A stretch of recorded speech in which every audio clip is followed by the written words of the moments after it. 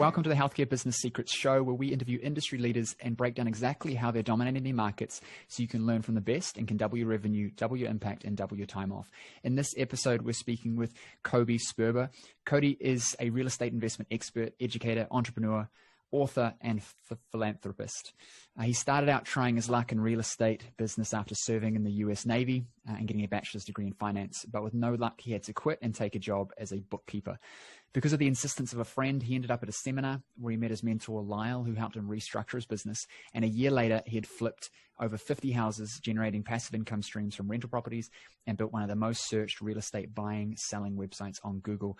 Today, Cody has closed more than 1,000 real estate deals worth $200 million and still closes 7 to 15 real estate deals per month. He also teaches other people how to do this and have success in real estate by themselves. Welcome to the show, Cody.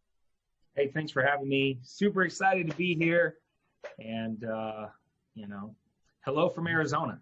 Yeah, I got you on the show because I really love bringing in people that are doing different things. Often it's just the same old stuff on shows where, they're talking about marketing. They're just bringing in 50 million different marketers.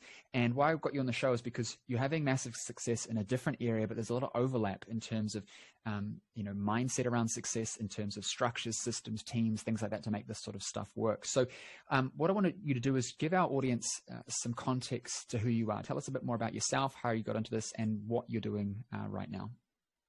Yeah, so like James said, I'm Cody Sperber from Phoenix, Arizona. I am married. I got 2 amazing kiddos, and I'm very lucky.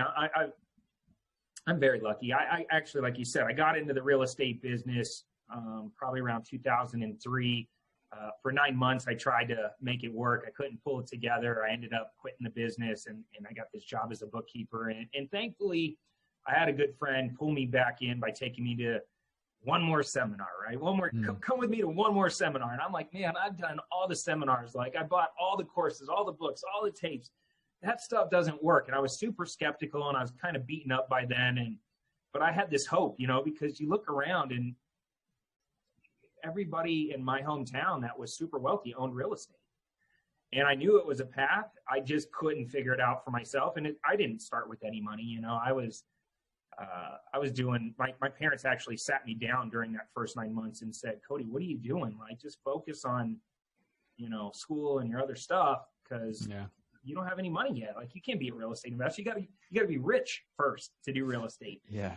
And so I was super beat up, but luckily I went to that seminar and I met a mentor, and I was able to pull it back together, like you said. And so for the first few years, probably about 4 or 5 years, I just had my head down. I tried to put some blinders on. I tried not to get distracted. And I just found a simple system that worked, and I just worked the system. Like, I didn't try to invent new things. I was doing a process called wholesaling, which is no money down real estate, where you find distressed people or distressed houses, and you work out a good deal to buy the property from them. And once you put the property under contract, at least here in the States, and I know before we started recording, you guys have something similar in New Zealand, but once you control the real estate per the terms of the contract, even though you haven't bought it yet, you still have some things that you can do with the real estate because you control it. And I would flip the paperwork to people who actually could afford the real estate, so rehabbers and landlords, and I'd find like a matchmaker fee. And so I just kind of put my head down, and I did that over and over again. And I would make $3 grand, $5 grand, 10 grand. Every once in a while, I'd get a bigger one where it'd be 15 or 20 grand. But it was like over and over and over, I just did that. And through that process, I taught myself, and you got to go back to 2003, 4, 5, blogs and social media and all that stuff were just like coming into existence. So like a lot of this online marketing and stuff that I'm now really good at, I was teaching myself by writing articles. And if you ever want to learn your craft better, become a blogger about it, write about it, or start a podcast about it. Because as you're researching and trying to formulate your thoughts and actually go into like teaching mode, it was internalizing inside me. And I didn't realize how much that actually helped me later on by writing all those blogs. And so that's what I did for the beginning, and I got good at marketing, and I got, you kind of look around one day and you go, you know what, it'd be really cool if I had some help. And so now all of a sudden I'm going from a solopreneur to like an entrepreneur where I'm bringing on team members, and I screwed that all up for the first year or two, you know, not really understanding how to work with people. I had to kind of teach myself how to build culture and how to, you know, get people on board with your vision and keep them on board and all that stuff. And then probably around my third or fourth year in the business, I finally started rehabbing. I was starting to keep more rental property. And at the 8th year, I had so many people coming to me saying, Cody, how do you do what you do? And I was putting out all these like little videos and articles and stuff that people were like, I want to do what you're doing. And the education business was kind of born just by accident. I didn't have any intention. I've always wanted to be a history teacher as a little kid. And so I kind of had that teacher thing in me. But I had all these people coming to me, and I'm like, hey, if you want to hire me, I can kind of coach you through your first deal. And one client turned to 10 clients, turned to 50 clients, turned to hundreds of clients. And all of a sudden, this company, cleverinvestor.com, kind of was born out of this, me having so much fun teaching what we were doing. And it was totally by surprise. And I think something that a lot of people appreciated from me is before I went to college and before I got into real estate, as a young kid, I didn't really have a very good path. I was hanging around kids that weren't up to no good. You know, they were doing drugs, they were partying a lot, no ambition. None of my friends were talking about business stuff. They were all just hustling and partying. And I got really lucky. I could have went down the path. Some of my friends ended up going to juvenile hall. Some of my friends ended up even going to prison. Some, you know, selling drugs and getting caught and doing dumb stuff. And I got lucky. I went in the Navy. And the Navy was it gave me the ability to man up. It gave me the ability to toughen up. It gave me I was exposed to systems and structure and accountability at a level I've never seen. And through that 4-year process, I fell in love with that structure. So I slowly applied it towards my business.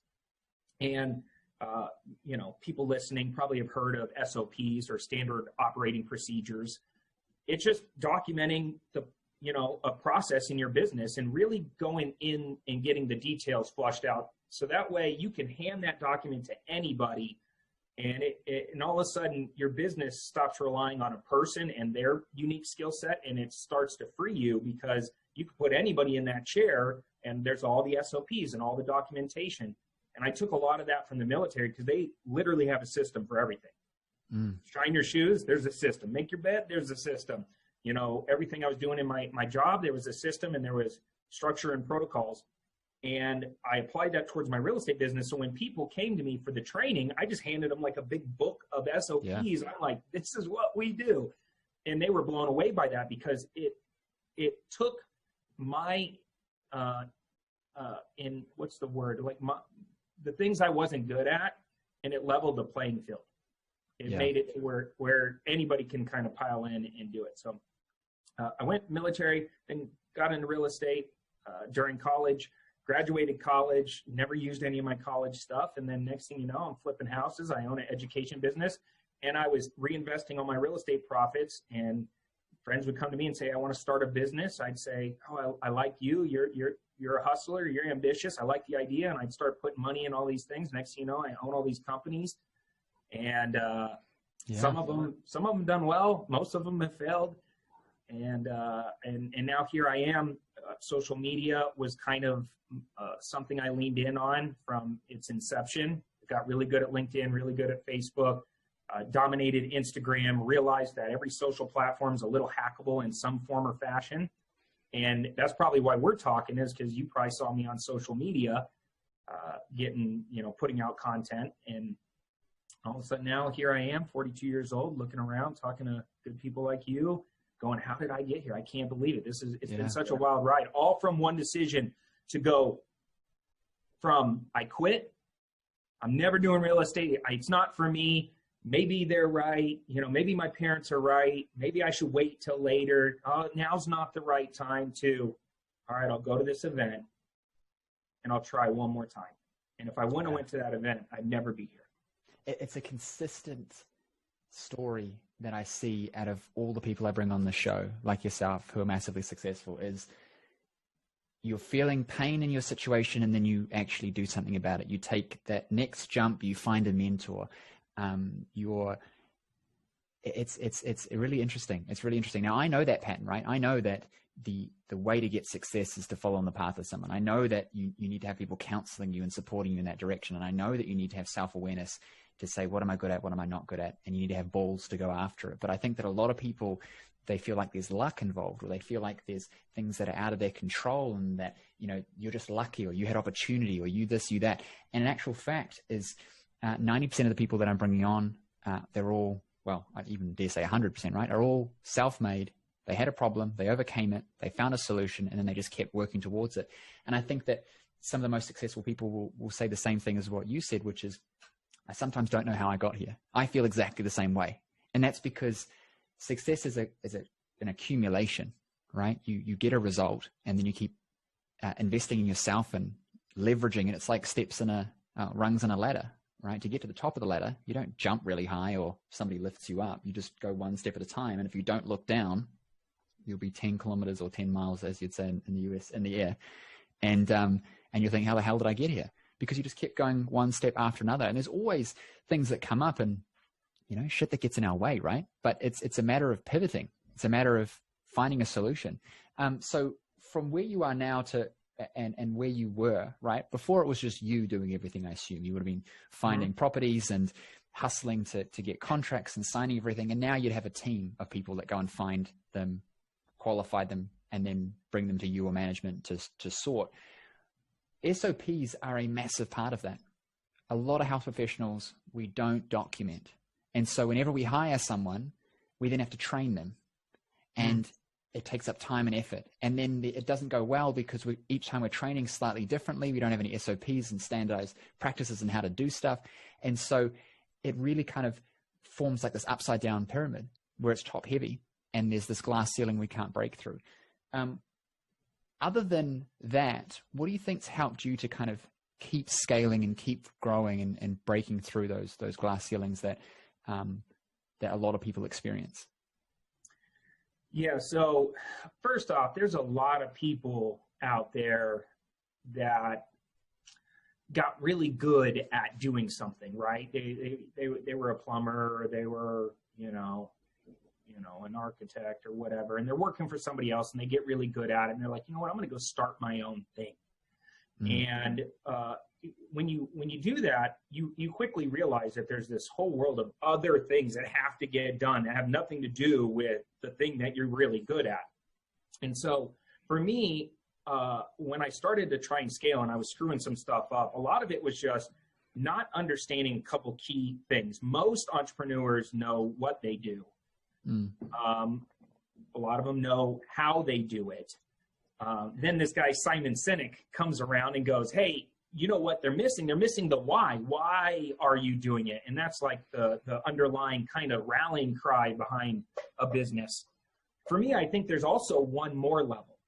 And this is what I really discovered and leaned in on, and what has allowed me to scale. I'm very lucky. I was able to scale some businesses pretty big where, I have 70 team members on one company and 45 on another. And I own a bunch of businesses with fairly large teams.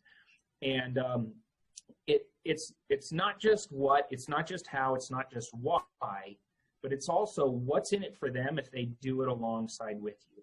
Because what I found is it's my job as the owner and CEO to put the right people in the right seats of the bus, give them the tools and everything that they need to do well at what they do, but also allow somebody like me that has a really big vision to take other very talented, what I would call entrepreneurs, and put them in my bus, our bus, and put them in there and say, my vision's here, your vision's here. They can work together and fit within each other, and we both can get what we want out of this thing. And I think a lot of people are scared to have these types of conversations of, here is the roadmap, here's the path towards your life being successful and your goals getting alignment with mine, because alignment equals velocity.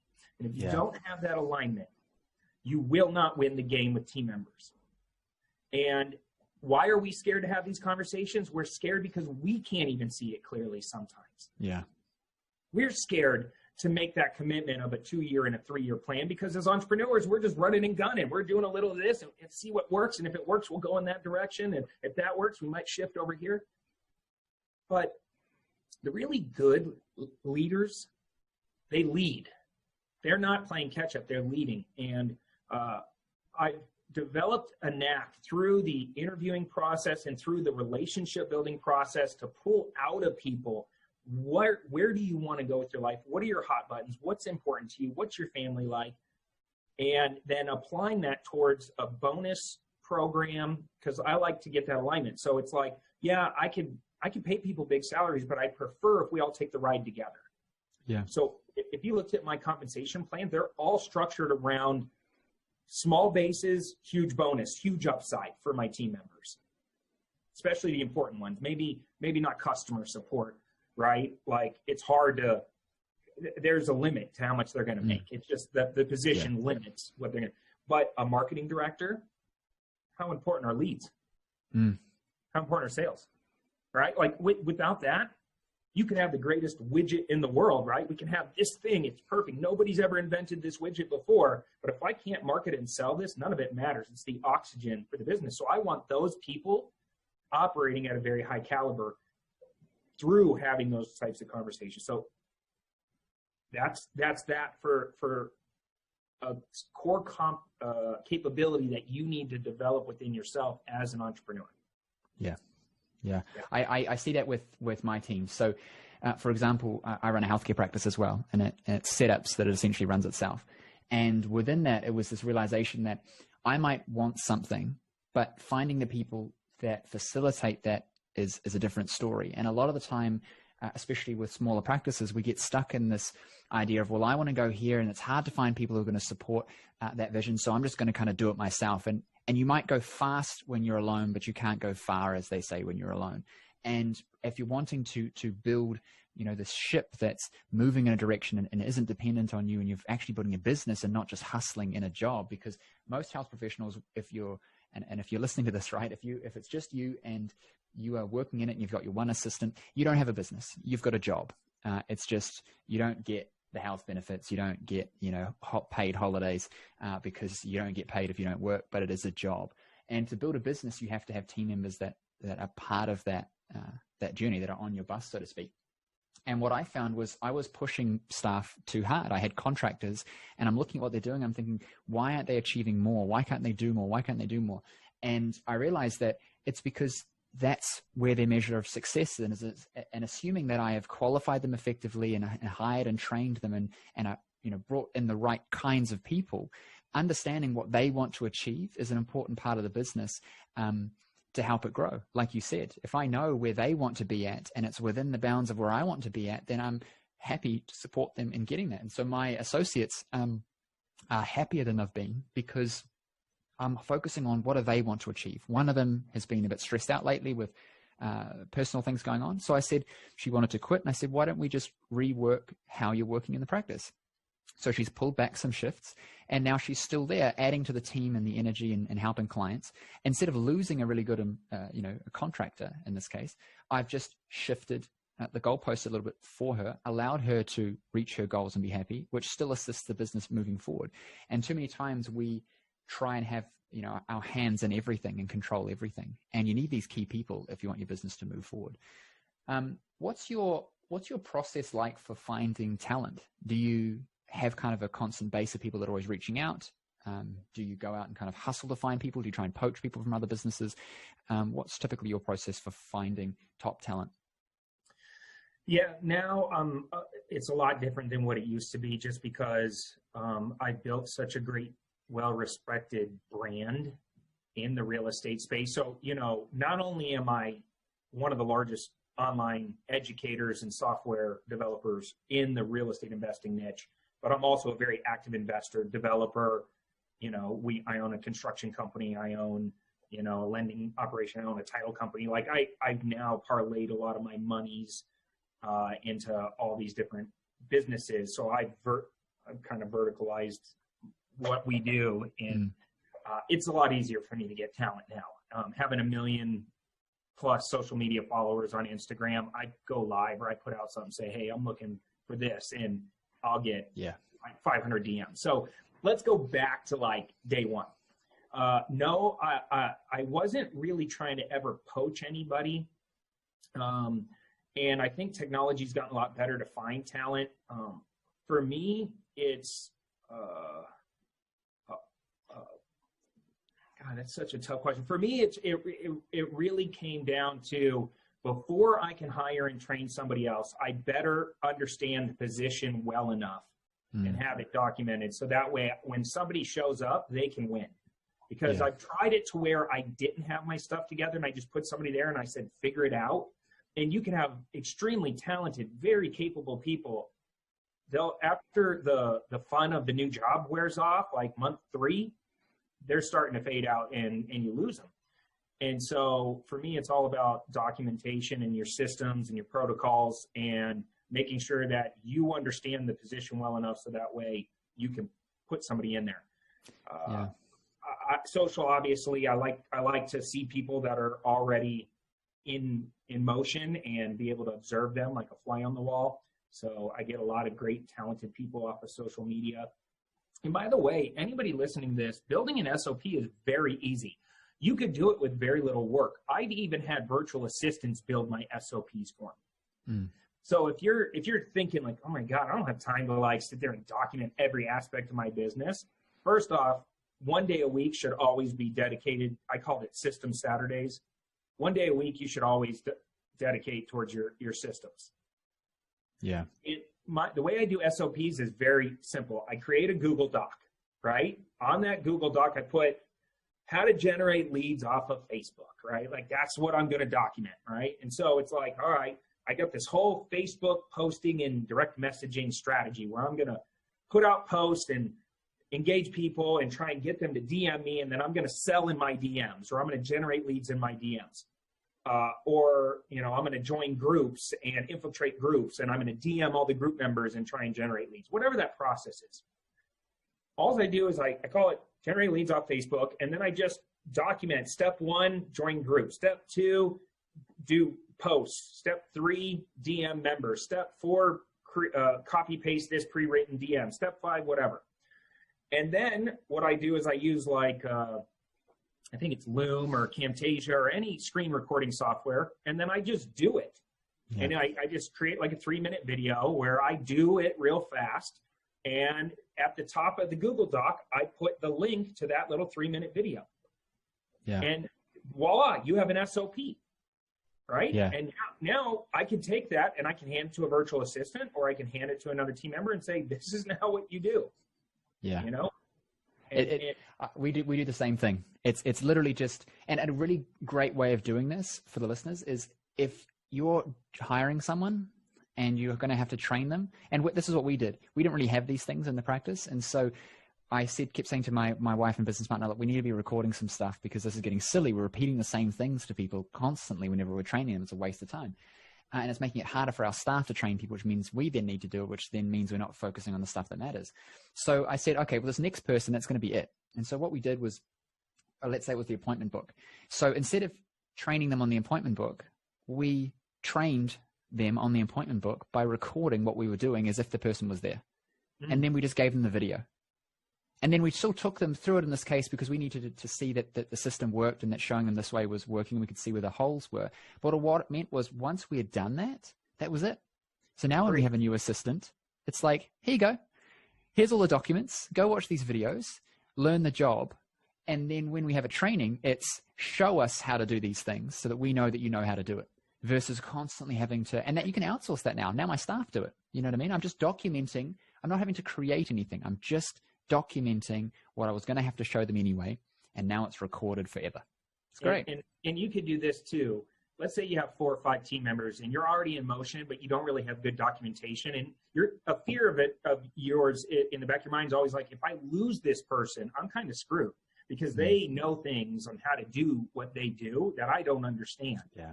And I've already invested a year or two's worth of money into this team member, and I'm just hoping nothing ever happens to them. They don't get poached. Right now, they're good. And that's always should be a fear. So what we do at the end of every year for the entire month of December, we do what's called a write and type contest. And we have a trophy, and every single person builds their SOP book or updates it or adds new things based on stuff that we've been doing for the year that's new maybe from last year. And we have a contest. Each department competes against each other. And at the end of it, there's a $500, gift card to some really nice steakhouse or something that the team or the department or the person gets to win for, at the end of December, handing over their write and type book. Yeah. Right? Something like simple, gamify it is what I'm saying. Yeah. That's really good, because you never want to be in a position where someone's holding on to your jewels, so to speak, got you by the balls and saying, hey, look, I run your business because you've let me learn everything, and now there's no documentation. Now, sometimes that happens, consciously, where it's not a good situation. Other times it's just, okay, I'll see you later, James. I'm leaving now. And you say, okay, bye, Stacy. Bye, Dave. And then they leave, and then you try and jump in and train someone else. And you think, holy crap, I don't know how to do any of this stuff because they were doing everything. And then your business falls over. And so you never want to have someone in a key position that has control, because they're the only one that knows. And so this documentation is so important. I think that what people don't realize when you're looking at hiring team members and contractors and whoever else to grow your business is that it's your business, and that's the bus, like you said. I like this analogy. I've heard it before. The bus is heading in a direction. We're going somewhere, right? We're driving to the airport or whatever.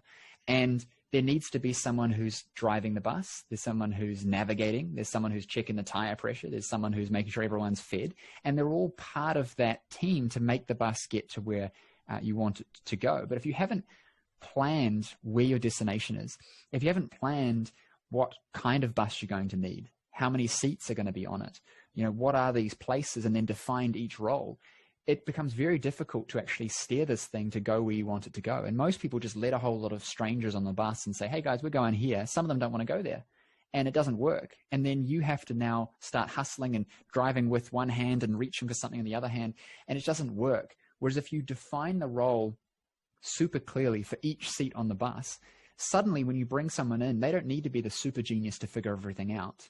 They just need to slot into the position. And this is where skills can be taught, but personality can't. And so we like to hire for personality. We like to hire for people that are a good fit in our team culture, who have a base level of skills, but we don't focus on them being the ultimate talent. We focus on them being the ultimate person. And then we have the SOPs in place, the roles defined. It's very easy for them to step in and assume that position. I don't know how you feel about that, but I've definitely noticed that that's made it a lot easier for us.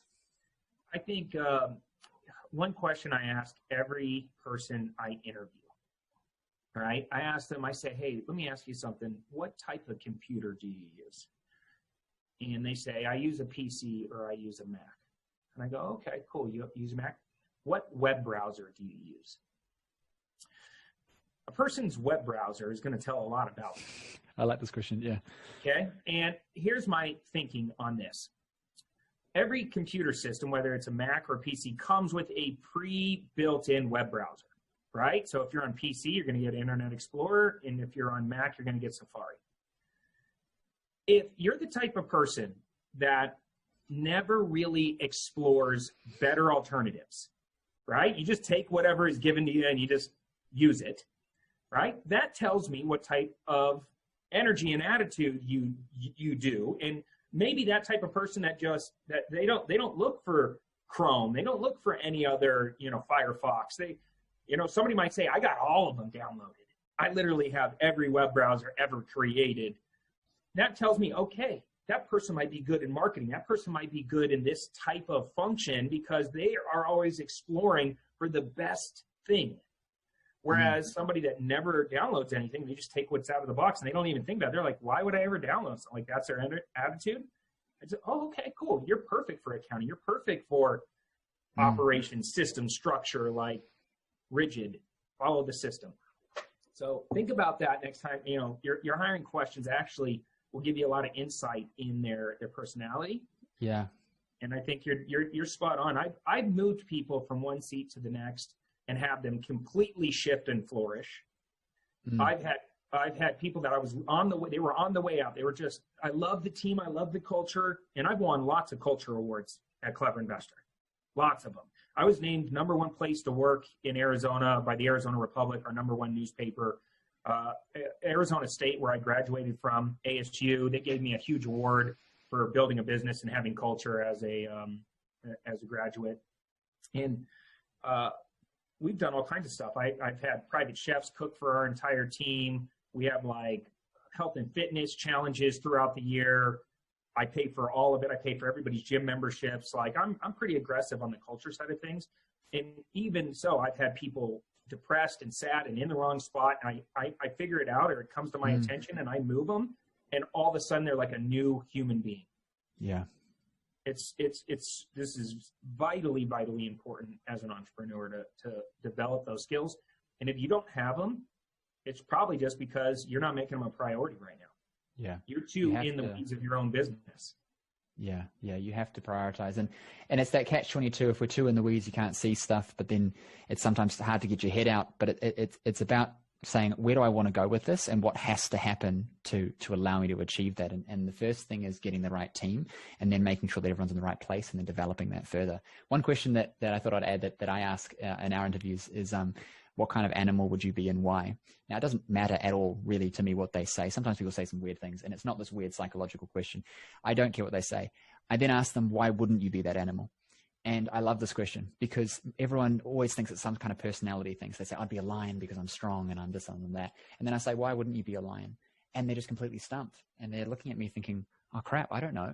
And what I'm looking for, because with the role that we're usually filling in the practice as someone at the front desk, is I'm just looking for how they problem solve. I'm just looking for how they answer and make up anything, because someone who can think on their feet is someone that I want at the front desk, because when there's a problem, they can talk their way through it and then come back to me and say, James, someone asked me this question. I have no idea what the answer is, but I told them this. Look, what's the answer, so I can come back to them. But they handle the situation properly. And I think that fits in with when you're hiring for the role, is especially in healthcare, we just kind of ask similar questions for everyone. And we're not really thinking about what their role is going to be, what their personality needs to be to fit that, and what's their skill set. So we can slot them in the right seat in the bus that we've already defined, because we have the SOP and we've got the plan in place. We just kind of take people that we can get. And organizations that just hire for the sake of hiring fall over, because it just doesn't work for a culture. It's not a good culture fit. I think we could talk about this all day, but I'm conscious of time. So I've got one more question for you. What's one thing that health professionals can do this week to improve their businesses and grow and reach more people? I mean, for me, it's 2020, 2021, if you're not at a place where you have a very strong personal brand going on online, you're missing out on a tremendous amount of opportunities. For me, building a personal brand, it's opened up so many doors, so many opportunities, so much money flow. People not only that I've done business with, but just people that I've been able to connect with and learn from. Yeah. So, just like what we're doing right here, I think leaning in and getting a good social media strategy. See, I don't use social media as a consumer. I use it as a creator. And I think it's really important for you to shift from consumer to creator mindset, especially if you're trying to grow your business and grow your following and be able to, like me, now I put out a post, I get all the talent to come to me. Yeah. I get the money to come to me. And it was a lot of hard work, but with things like Instagram, if you're just posting pictures of your food and in places that you are visiting and stuff like that, you're missing out. You need to pick a theme, pick a niche. And I think the health space, the fitness space, I think everybody can relate to that. We all want to be healthier. We all, at some point, are going to deal with health problems, health challenges, health whatever. And so it's a very wide open thing, but I would get consistent with my posting schedule. I would clean up all my goofball stuff on my page. I wouldn't name my page, Sexy Cody 69. I'd get a good brand name behind it. I'd get good photography. I'd get consistent posting, write really great captions that actually pour out a little bit of your heart and soul in your captions and share some of your personality in those captions.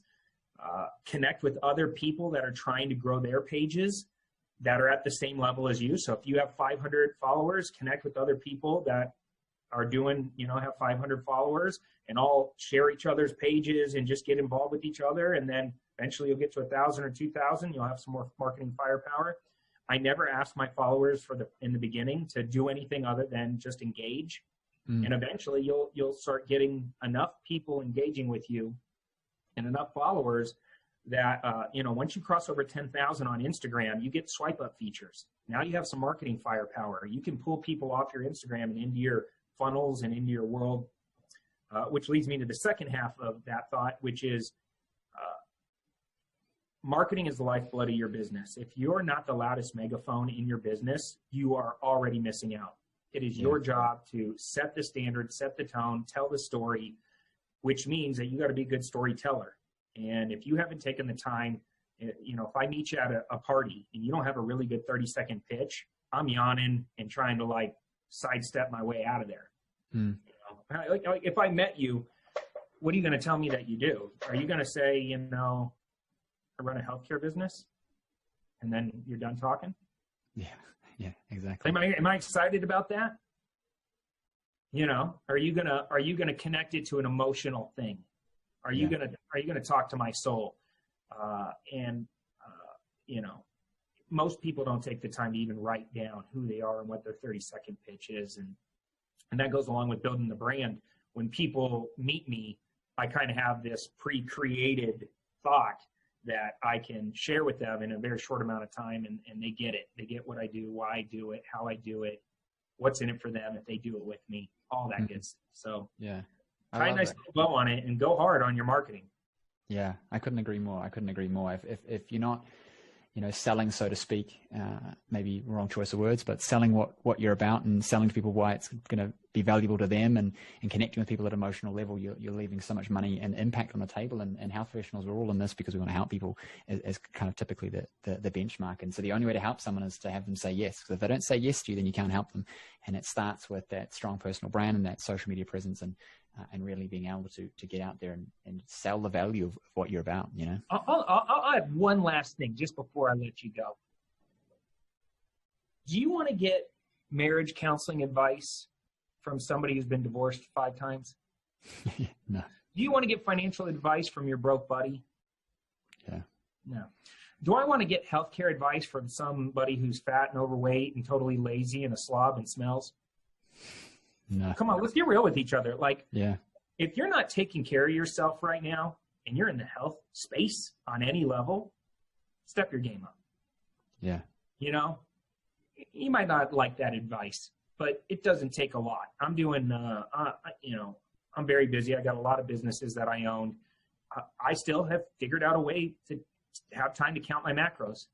Before we started, I'm eating a bowl of white rice with just to get my carbs up, and I'm working out twice a day. I'm staying focused. I'm doing fitness challenges with my team members. I'm getting them involved because I want to have energy. I want to come from a place of authenticity and abundance. I never want to be that person that is giving you advice on how to get your finances together when I'm a hot mess behind the scenes. Yeah. And so I'm just going to add that because sometimes you need a little kick in the pants. This isn't a New Year's resolution conversation. This is a lifestyle conversation. If you're wanting to move people, you need to lead them. And to lead them, you need to be something they're looking towards, right? Like you said, you can't ask for you don't want to get a financial advice from someone who's broke because it's the wrong. Yeah. And you can be, I'm not saying that you have to be ripped and muscular and all that stuff. I'm just saying, don't be lazy. Be actively always working towards being your better version of you. When you close your eyes and you go, who do I think I am? Be that person. Don't be the person that you actually are. Be the person that you visualize that you think you are. Yeah. And if you do that every single day and one step in front of another, you're going to get to exactly where you want to go, and your business is going to be great. Your relationships will be great. I have more energy. I'm 42 years old. I have more energy. Bring 21-year-old Cody on, and I will dominate that Cody energy-wise. And you talk to a lot of other people, and they're always tired. I'm like, it's because you're not living with purpose. You're not doing what you should be doing. You're neglecting those things, and that's why you're not successful. With your marriage, with your finances, with your relationship with God, with your business, and you know it. You know, you can BS a lot of people around you. You cannot look in the mirror and BS yourself. No. So I'll end with that motivational pitch. I love it. That's good. Hopefully you do something with it and go, you know what? Sperber's right. I'm going to get my stuff together. Yeah, love it. Where can our audience connect with you online? You know, Clever Investor on all social channels. You know, I'm the nerdy, crazy white guy that's talking real estate. I'm always trying to stay positive. I try to stay out of politics, especially here in the States right now. Everybody's lost their freaking minds. So I'm just keeping it clean, keeping it positive, talking about building wealth and family and, you know, mindset and health. And that's it. You want to learn real estate. I don't teach things outside of the United States. So if you want to invest in the States, cleverinvestor.com. As an entrepreneur, I have a new company that I just launched this year called the 100 Million Academy. It's entrepreneur education. And I'm very lucky. We have 40 nine-figure entrepreneurs teaching on the platform so far. So I want you to just think about 9 figures. That's $100+ million in sales, $100+ million in ad spend, or 100+ million people have seen them, meaning they're famous. So the 100 Million Academy is my newest pet project. It's kind of expanding outside the real estate space and talking to entrepreneurs. We go live Monday through Friday and do live training calls taught by our 100 Mil instructors. It's I think it's going to be pretty big. Yeah, we're gunning to make it the #1 online spot for entrepreneurial education. That's amazing. I'm definitely going to have that in the show notes. Thank you so much for coming on the show. Today was an awesome episode. You take care, and we'll catch up soon. All right, thanks. See you guys. Thank you for listening to the show. If you like the episode, please hit subscribe and leave us a review. I'd really appreciate it, as it helps us get our episodes out to more people just like you who want to know how to increase their revenue, impact more people, and build businesses that work for the lifestyle they want. Now, I know your time is valuable, and I know that you are here to learn the secrets to success in your health business. So I have something special for you just for checking out the episode. Now, if you're a health professional, coach, or trainer in business, and you're serious about growing a profitable, impactful business, then pay attention, because as a listener of the show, I want you to win. And so I've created a host of resources available exclusively for listeners of the show. So if you're tired of trying to figure out this game of business, marketing, and sales all on your own, and you're ready to just implement what's already proven to work rather than reinventing the wheel, I want you right now to go and check out healthcarebusinesssecrets.com/insider, and there you will find over $5,000 worth of trainings, resources, and coaching available only for listeners of the show. There I'll give you the resources on everything from how to acquire 10 times more of your ideal clients using social media and paid ads, even referrals, how to increase your client conversion into packages at an 80 to 90% conversion rate like me, how to retain your clients for longer, getting them better results and making them happier, how to increase your prices and charge a premium to work with you, and how you can build a 6, multi-6, even 7-figure practice just like I did, but with 1/10 of the time and 1/10 of the effort. What I want you to realize is that everything I teach comes from exactly what I did to have success and still have success in my own health business, and I want to share that with you so you can have success too.